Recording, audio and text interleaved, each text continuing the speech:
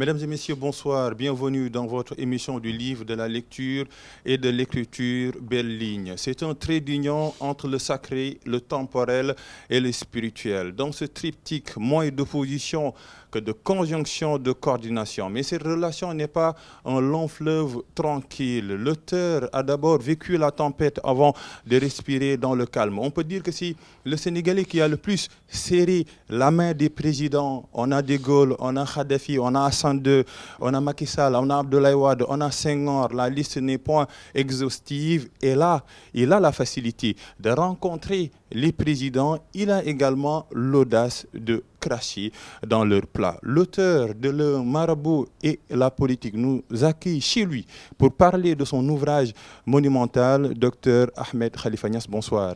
Bonsoir. Un plaisir de vous rencontrer. Moi aussi. Un plaisir de vous lire. Et d'ailleurs, de lire un ouvrage qui retrace votre vie. Pourquoi ce choix? C'est un fait inédit d'ailleurs que les hommes politiques et même les marabouts lèvent le voile sur leur vie. Oui. Nous sommes musulmans. Le prophète est notre modèle. Lui-même, à travers les hadiths, Oui. ne nous a rien caché jusqu'à l'intimité de ses toilettes. Sa douche familiale, intime. Donc rien ne nous est caché. Et nous ne devons rien cacher non plus. Parce que tout sera retracé un jour, peut-être le jour du jugement. Donc autant rester honnête de bout en bout.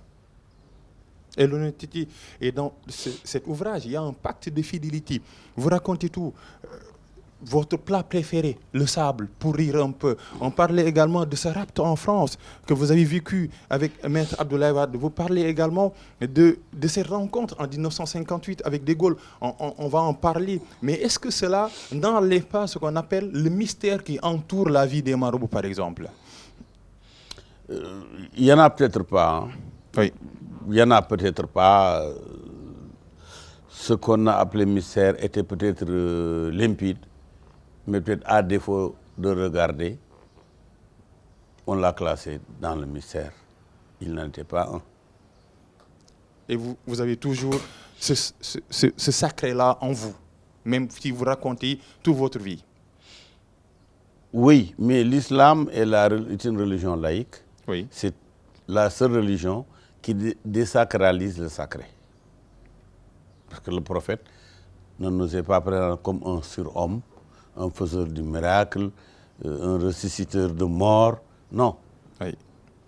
C'est un homme, un verset le qualifie, cet homme qui va dans les marchés, qui s'achète un petit sandwich et qui le grignote dans la rue devant tout le monde. Donc Oui. notre prophète est désacralisé par le Coran. Donc le sacré n'est pas musulman. C'est important. Le début de l'ouvrage commence par votre vénéré père. Vous parlez de lui, éloquemment, de ses traces, de ses œuvres. Et c'est lui qui vous a montré le chemin, parce que c'est grâce à lui que vous avez serré la main de De Gaulle en 1958. Bien sûr, parce que j'étais dans ses bagages. Vous aviez l'âge de 12 ans. Vous aviez 12 ans à l'époque. Exactement 12 ans. 12 ans. Oui, 12 ans non révolus. Parce qu'ils allaient être révolus, je l'ai vu le 26 septembre. Et j'allais avoir 12 ans le 25 décembre. Et lui-même allait nous quitter 3 mois après mon 12e anniversaire. C'est-à-dire le 1er mars 1959. Et ces rencontres, qu'est-ce qu'il a fait dans votre vie, ces rencontres-là? Serrer la main de De Gaulle en 1958 lorsqu'il entamait son périple en Afrique de l'Ouest. Oui, c'était une coïncidence qui, pour l'enfant que j'étais, était... en réalité, on l'a regardé comme chose de féerique. Oui. Comme plus tard, quand je voyais les sons et lumières au palais de Versailles, j'étais ébloui, quoi. C'était simplement de l'éblouissement, point. C'est tout. Une chose curieuse. De Gaulle, le curieux, le grand, le long. Et vous l'avez trouvé comment? Il était charismatique, mythique, mystique, comme on l'a décrit, comme le décrivent par exemple les Français. Non, je l'ai trouvé bizarre. Pourquoi? Donc il est bizarre. Comment? Non, dans beaucoup de choses. Il disait une chose et il faisait son contraire.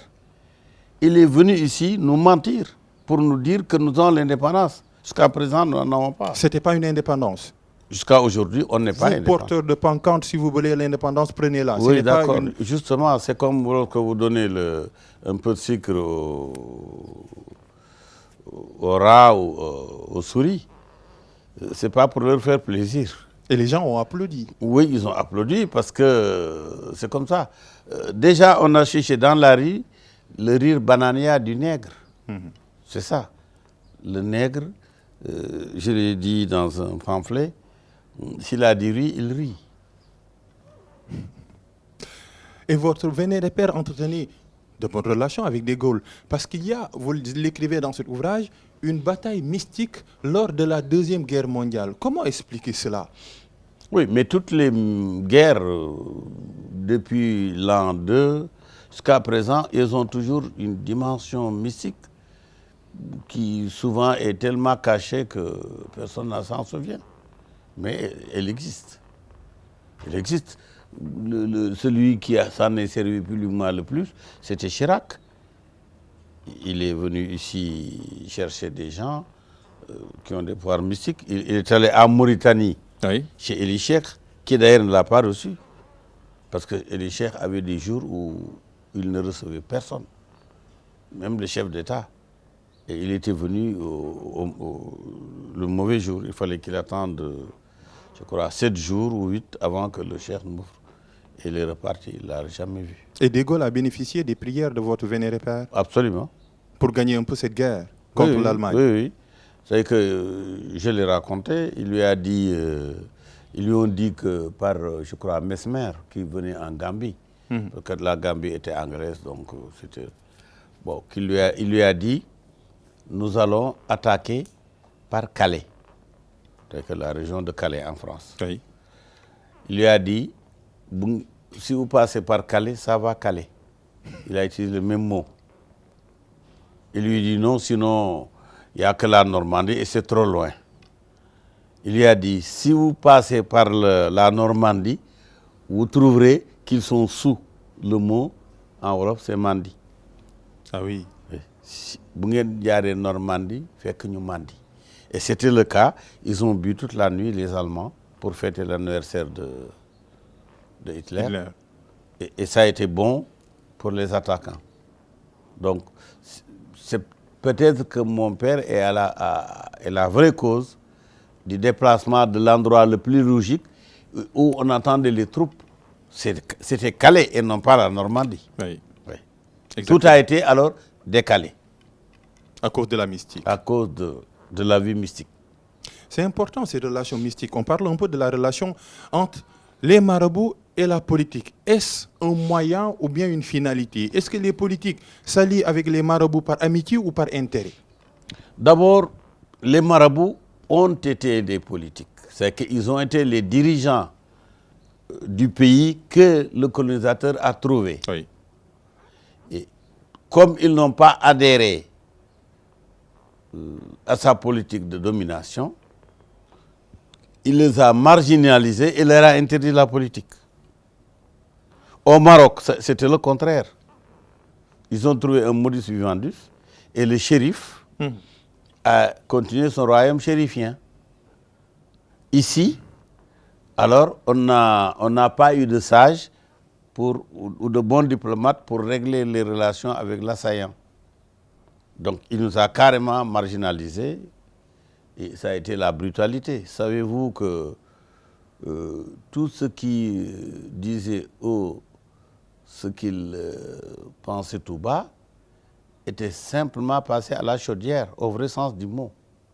Ils étaient plongés vivants dans une chaudière, quelquefois avec de l'eau, quelquefois avec de l'huile, et ils étaient ainsi crucifiés vivants. Les cas étaient très très nombreux. C'était ça la mise à l'écart des marabouts de la chasse politique. Mais, oui, très bientôt, la chose maraboutique en politique reviendra. C'est-à-dire très bientôt, c'est-à-dire quand? Parce qu'on va vers 2024, par exemple. Maintenant, Avant 24, vous verrez qu'il y aura même des candidatures maraboutiques ou semi-maraboutiques à la présidence. Vous le pensez? Ou bien c'est une certitude? J'en suis sûr. J'ai des informations que je ne veux pas dire devant votre caméra. Mais pourquoi les politiques viennent chez vous? C'est pour avoir des prières? Bon. Parce que vous dites, par exemple, dans l'ouvrage... Les politiques utilisent les marabouts comme des bêtes de somme. Voilà. Pourquoi les marabouts l'acceptent alors? L'acceptent parce qu'ils sont pragmatiques. C'est-à-dire? La sagesse, c'est ça. La sagesse, c'est de ménager votre ennemi fort qui vous tient en otage jusqu'à ce que son temps passe. C'est ça. Actuellement, le contexte actuel, on voit un peu que les politiques, leur première sortie, c'est dans des foyers religieux.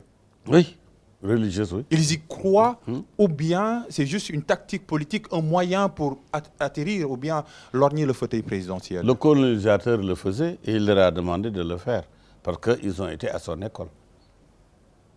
Très jeune, vous écrivez dans votre ouvrage que vous aviez le sens du miracle. Vous faisiez des miracles. Très jeune, les gens accouraient. Vous pouvez, par exemple, faire tomber la pluie. Ça, c'est fidèle? Oui.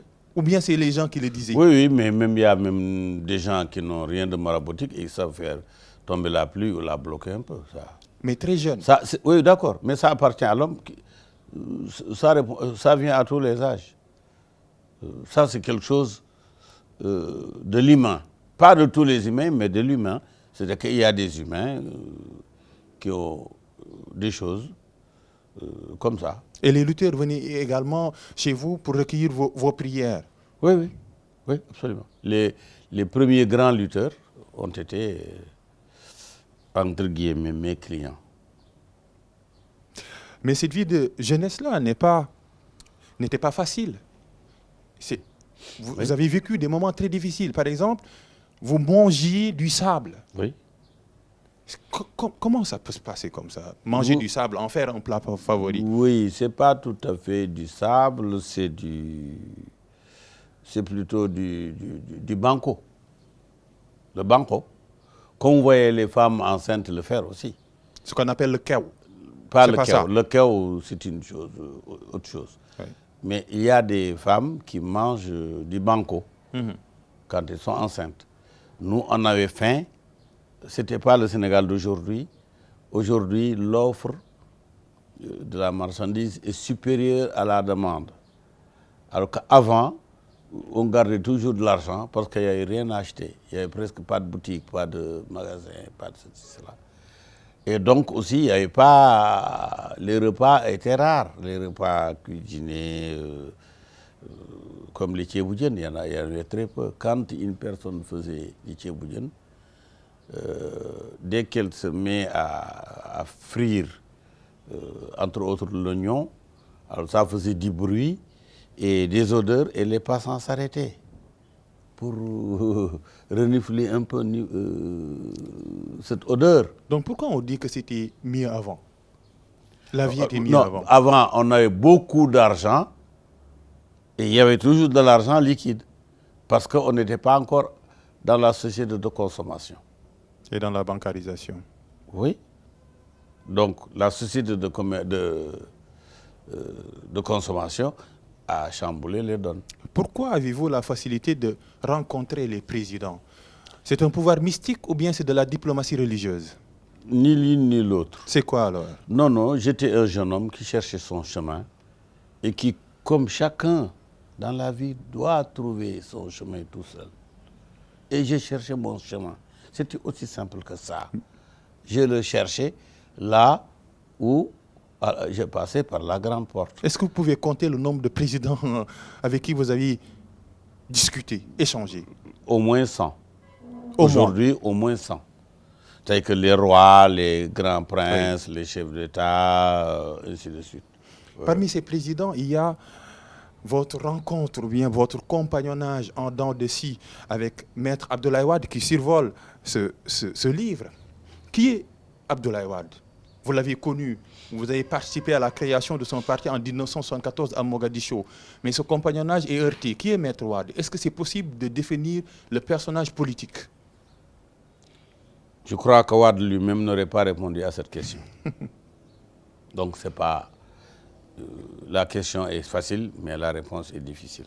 Mais lui-même a dit des choses qui sont là, ici. Il était venu ici, comme il a l'habitude de venir. Et il a dit la polémique avec ces petits oustas et tous ces gens-là, je voudrais que ça s'arrête. Laissez-moi, en tant que votre disciple, répondre à votre place. Ça fait trop d'honneur de la part de Maître Wade. Mais il a dit. Parfois, vous heurtez, par exemple, à la création du PDS en 1974 à Mogadiscio. Vous faites partie de celui... Je vais vous dire une chose. Allez-y. Une fois, dans son cabinet de la présidence, on parlait de choses politiques. Et puis subitement, il appuie sur le bouton. Il dit « Appelez-moi Ndéné », qui était son premier ministre. En son temps, il était encore directeur de cabinet. Et Amadou Sall, oui, qui était devenu plus tard le garde des Sceaux. Et quand ils sont venus, il leur a dit, vous n'avez rien compris. Lui, il a compris. Alors, explique-leur, il m'a dit. Vous n'allez pas deviner mon attitude. Je n'ai rien expliqué. En 1974, Moustapha Niasse était un peu l'obstacle pour que Abdoulaye Wade rencontre Senghor.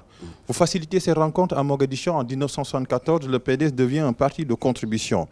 Sur la liste des membres fondateurs, vous avez été écarté. Est-ce que c'était un coup Non, dur? je n'ai pas été écarté. Il n'y avait pas votre nom?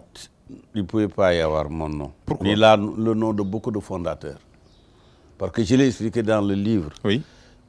Jean Collin, lorsque Senghor l'a appelé de Mogadiscio pour lui dire qu'il était d'accord et qu'il faut nous donner un récépissé, il lui a dit il faut qu'il nous donne le minimum 5.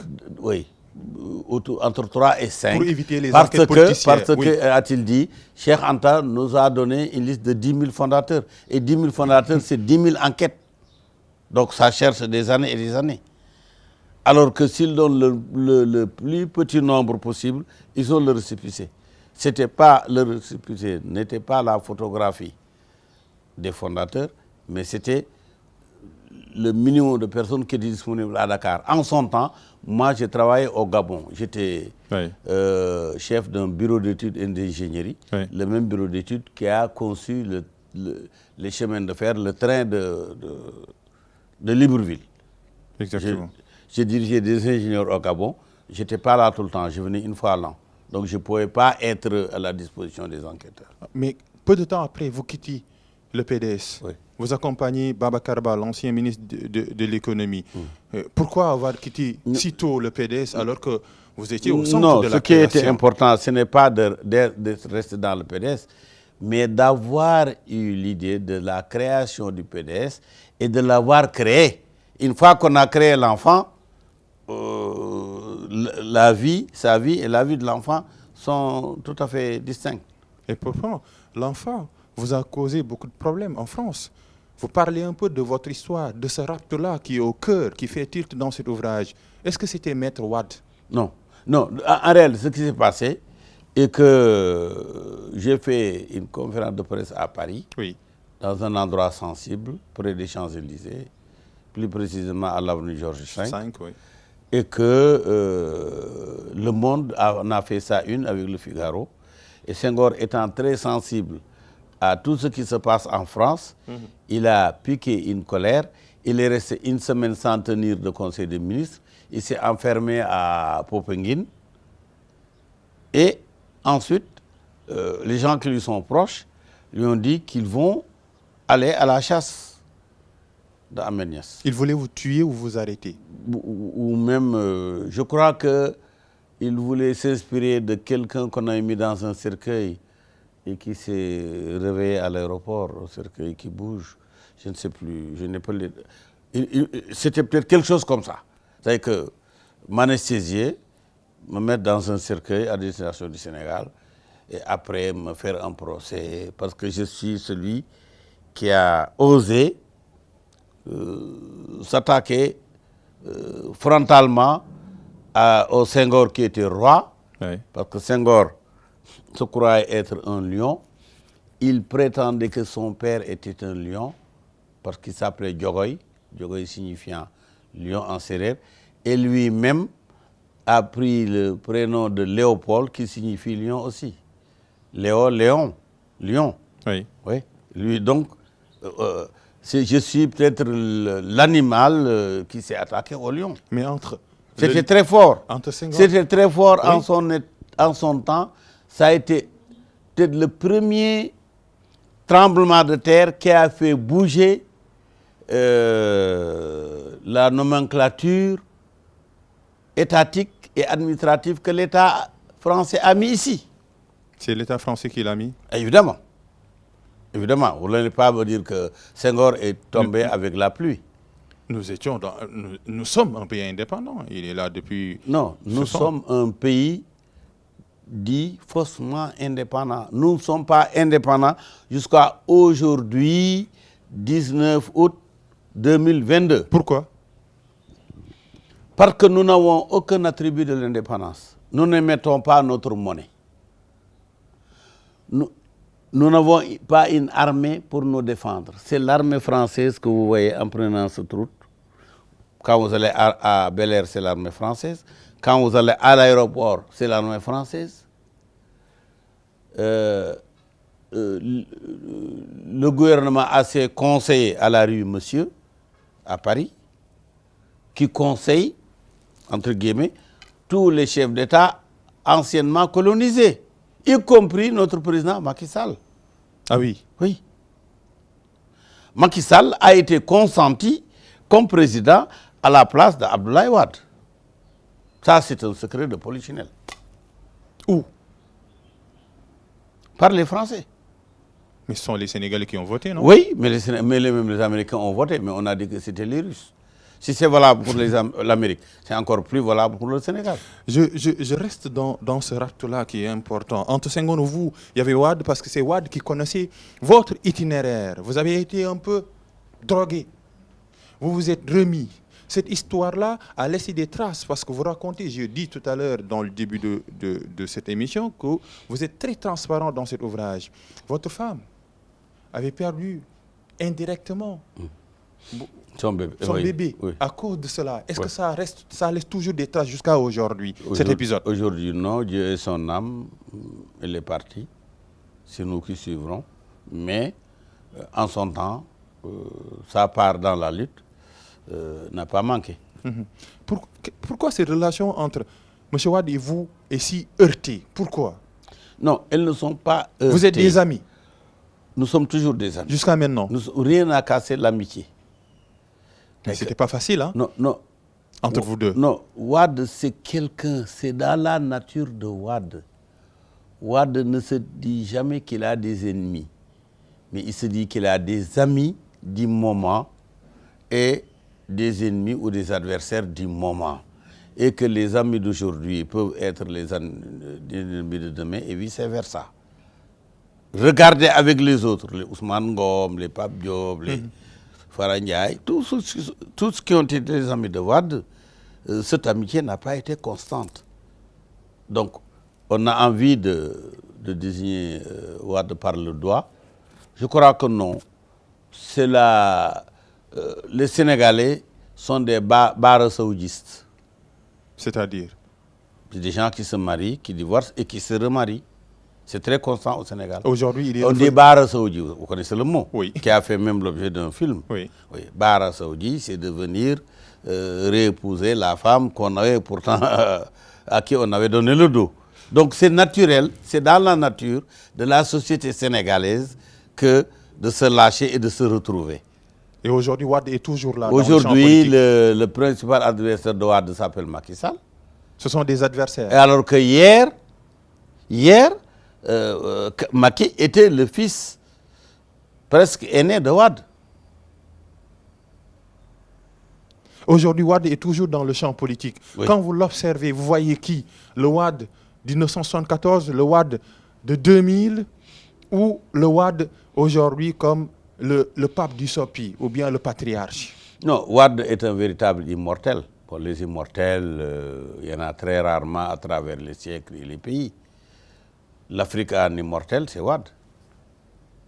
Si on parcourt les rues du Sénégal, les villes et les villages, à 96 ans, pour susciter du suffrage, et qu'on a, on a 24 députés, alors qu'au pouvoir, on avait un peu plus, c'est qu'on sort de l'ordinaire. C'est ça l'immortalité. L'immortalité, ce n'est pas le fait de ne pas rendre l'âme, mais c'est de faire des choses qui sont presque impossibles pour les vivants.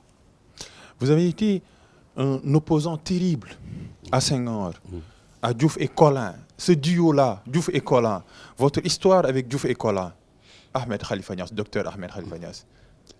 Oui, disons, Diouf et Collin étaient les continuateurs de Senghor.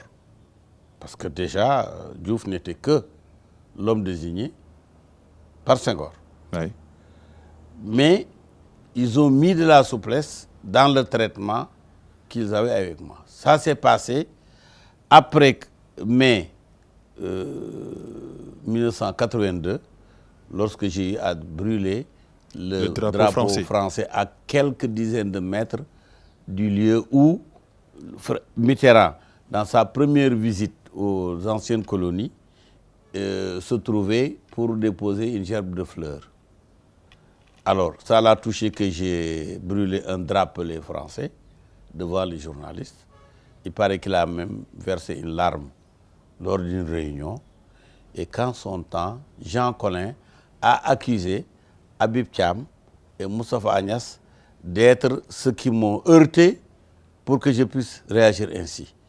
Et ils ont été remerciés quelque temps après, l'un comme l'autre. Et ils m'ont tendu la carotte, que je n'ai pas refusée. Pourquoi vous n'avez pas refusé? Non, moi je suis franc, je dis que je n'ai pas... Vous... Que je n'ai pas... J'aurais pu la refuser. Oui. Oui, mais m'entêter à la refuser... Il vous envoyait des sommes d'argent. Oui, oui, oui, absolument, absolument, absolument, absolument. J'affirme. 5 millions par exemple. J'affirme. Premier envoi, 5 millions. Oui, oui, absolument. À l'époque. Oui, parce que je l'ai écrit. Oui. Oui, oui. Ça, c'est-à-dire qu'il y a les fonds politiques dans lesquels on doit donner à des marabouts, amis ou récalcitrants, pour adoucir un peu les mœurs. Ça existe toujours? Ça existe toujours. Ça existe toujours. Il y a une rencontre qui est importante. Ça existe toujours, oui. Mais Macky Sall ne l'a pas pratiqué envers moi. Il devait le faire? Oui, il devait même faire plus. Pourquoi? Parce que moi, je lui ai en donné quand il était de l'autre côté. Mais c'est l'argent du peuple, non? Non, mon argent n'est pas l'argent du peuple. Non, Macky Sall, non, quand vous dites... Non, mais l'argent du peuple, c'est à lui de dire à quel mendiant donner ou à qui ne pas donner, pour être mendiant entre guillemets. Mais il ne l'a pas fait envers... Non seulement ça, mais curieusement, les gens, me voyant soutenir Macky Sall, ne savent pas qu'il a bloqué une facture de 2,7 milliards que j'avais pour la présidence, pour avoir fourni des véhicules de luxe pour le sommet islamique. Aussi. Et oui, il l'a bloqué. Jusqu'à présent, je n'ai pas payé. Ce qui était 2,7 milliards, maintenant, ça fait plus de 5 milliards. Mais vous êtes déjà milliardaire, docteur Ahmed Khalifa Niasse. Oui, mais 1 milliard de plus, ça ne nuit pas. Est-ce que vous soutenez toujours Macky Sall? Oui. Mais vous avez reçu Ousmane Sonko? Oui. Et ça ne fait pas de débat? Non, ça veut dire que je suis libre. Si je suis dépendant de Macky Sall, je ne vais pas recevoir Ousmane Sonko. Si Ousmane Sonko me voyait mal, il n'allait pas revenir. Ou bien jouer sur les deux cartes? Non, je n'ai pas à jouer parce qu'il n'y a pas de carte, il n'y a qu'une carte. C'est laquelle? Celle qui détient le pouvoir. Mais les jeunes ont le droit de voter. Je vais même vous dire une chose. Vas-y. Je vais vous dire une primauté. Si la nouvelle Assemblée enlève la limite d'âge, je me présenterai pour les présidentielles. Vous, docteur Ahmed Khalifa Niasse? Oui. Donc c'est le marabout qui... qui va se présenter, vous l'aviez dit. C'est vous. C'est finalement vous. Le citoyen sénégalais simple, qui, comme tous les Sénégalais, voudrait rendre ses services à son pays. Je peux faire mieux que tous les autres réunis. Et en plus vite et en mieux. Et je n'ai pas besoin de voler les caisses de l'État. Je ne voudrais même pas utiliser ni les véhicules de l'État, ni les palais, ni rien du tout. Je resterai chez moi comme j'étais avant. Mais je ferai un meilleur travail. Parce que je sais le faire. Parce que déjà, j'ai conseillé pas mal de chefs d'État, y compris le chef d'État américain, pour mieux faire quelque part. Biden, vous parlez de Biden? Non, je parle de bien avant. J'ai déjà servi la diplomatie américaine, notamment en Irak, pour éviter la guerre d'Irak entre le Polisario et le Maroc. C'est moi qui ai mis la paix là-bas. C'est moi qui ai déclenché à travers le président de l'OEA qui était Abdou Diouf, l'arrivée de Kouelar qui était secrétaire général, et la Minerso. Donc, tout ça, j'ai été devancier dans pas mal de choses. J'ai fait des choses en Côte d'Ivoire. C'est beaucoup. C'est que j'ai un savoir-faire que les chefs d'État achètent et rémunèrent. Je vais le faire pour mon pays avant de mourir. Au moins, je laisserai quelque chose à mon pays. Je voudrais faire le canal du Nord, qui est l'équivalent du canal du Midi. C'est que j'ai fédéré le chapelet lacustre qui parle du lac de Guiers jusqu'au lac de Malika. Avec Tanma. Peut-être vous aurez un programme à proposer. Oui, mais vous êtes là depuis 5 ans. Il faut que la vie politique tourne. Oui. Change de cap. Oui, mais j'ai déjà regardé faire. Je connais les faiblesses, je connais les points forts, je sais comment faire. Vous avez rencontré Hassan II. C'est extrêmement important cette rencontre. Parmi ces présidents, bon, c'est un roi, mais cette rencontre-là vous a laissé de marbre. Vous décrivez Hassan II comme quelqu'un de mythique, de mystique. Il l'était. Il l'est. Il l'est. Oui. Oui, il l'est. Hassan II, et reste jusqu'à présent Hassan II, comme si le Maroc n'a jamais eu un autre roi que Hassan II. Il a marqué son temps. On est parenté du côté de ma mère. Vous l'écrivez, oui. Donc, c'est quelqu'un que j'admire. C'est pas quelqu'un qui est devenu roi comme ça. Il a été exilé avec son père à Madagascar. À son retour d'exil, avant d'aller au Maroc, ils sont passés par Dakar. À cause de liens qu'ils ont avec notre famille. Et Fès est là pour ça. Donc, Hassan II, c'est vraiment la Mercedes par rapport aux autres voitures. Et il vous a mis à ses côtés. Oui. Je l'ai conseillé pour le dossier du Sahara, qui aujourd'hui a abouti à une reconnaissance américaine et autre. La marocanité du Sahara, ce n'était pas évident. C'est guerre entre le Maroc et l'Algérie. Voilà.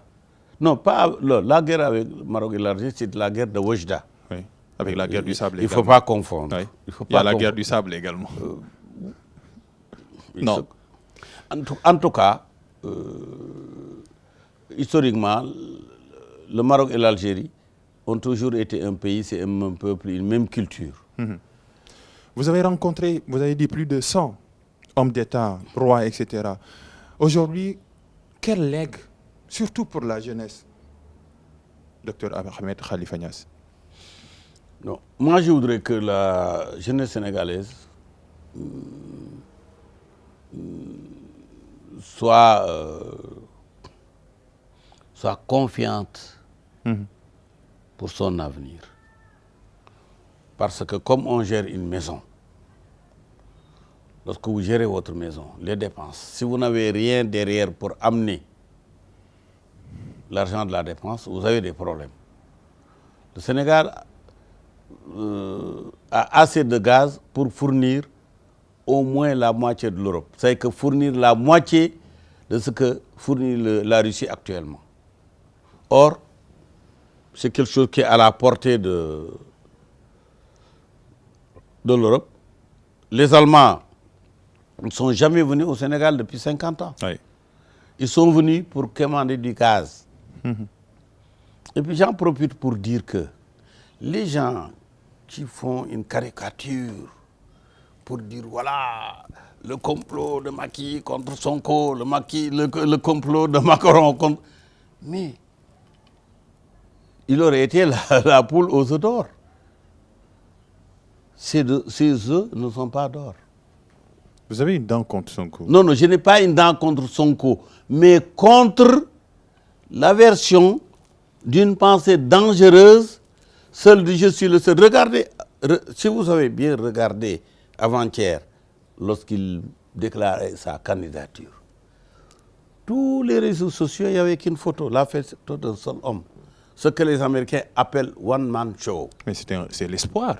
Non, one-man show. Non, non, ça c'est de la dictature médiatique. C'est de la communication également. De la communication. Quand c'est tout le monde, ce n'est pas de la communication, c'est de l'anticommunication. Quand votre photo est la seule qui couvre tout, or votre candidature n'est pas un événement. Ça montre un peu le ton, ça donne le ton. Non, non, non, non, non, non. Parce que Sonko n'a encore rien. Comment vous pouvez dire, je voudrais avoir quelque chose et quand je l'aurai, je vous donnerai à manger? C'est de l'aspiration. Non, c'est Troisième pas, non, élection présidentielle 2019, il a gagné à Ziguinchor. Dans l'humanité, c'est 7 milliards de personnes. Ça ne se passe pas comme ça nulle part. Ni en Côte d'Ivoire, ni en Gambie, ni au Tchad, ni en Inde, ni au Japon. Ça ne se passe pas comme ça. Le messianisme est antipolitique. Sonko s'annonce comme un messie, sauveur. Ce n'est pas vrai. Il ne l'est pas. Il ne l'est pas. Déjà, quand vous aurez un prétendant politique, regardez comment il tient sa maison. Comment il tient sa maison? C'est aux citoyens d'en juger. Non, non, non, non. C'est un peu le jardin intime. Non, non, non. Je suis citoyen aussi. Oui. Je paye bien mes impôts. Oui. Oui, je suis citoyen aussi. Je parle en tant que citoyen. Je dis cette manière-là, elle est non. Cette manière-là, je la combattrai, même jusqu'à devenir candidat. Parce que moi, je suis le candidat qui peut apporter à partir d'un savoir-faire. C'est-à-dire que les Américains, l'Amérique s'est faite avec des self-made men. Moi, je suis un self-made man. Si celui qui mangeait le banco est aujourd'hui dans un palais entre guillemets, donc ça veut dire qu'il y a un know-how, un savoir-faire. Ce savoir-faire, je voudrais qu'il appartienne aux Sénégalais. C'est important. Le temps est notre principal ennemi. Docteur Ahmed Khalifa Niasse, merci de nous recevoir, merci d'écrire, merci d'échanger avec nous. Merci pour vous aussi, pour un peu me pousser à sortir ce que j'ai. Il en reste encore beaucoup. En tout cas, le livre finit par à suivre. À suivre, on attend un peu le prochain temps parce que ça se termine en 2000. Il reste encore 22 ans d'anecdotes, 22 ans d'histoire. Merci également à la noblesse anodine, Augustin Mandan, Serine Saludem pour le son et les images. Nous tournons, nous enregistrons ici au palais, on peut dire ça, oui. De Dr Ahmed Khalifa Niasse pour votre émission Belle Ligne qui s'ancre aujourd'hui dans la politique. Merci également, chers téléspectateurs. Wagan Faye. Et professeur Wagan Faye qui a été un peu le facilitateur de l'émission, c'est important. L'oubli et le diable et la ruse du diable, c'est un peu le livre de Mondiano. Merci également à tous les téléspectateurs d'ITV. Rendez-vous la semaine prochaine pour un autre espace du livre de la lecture et de l'écriture sur ITV.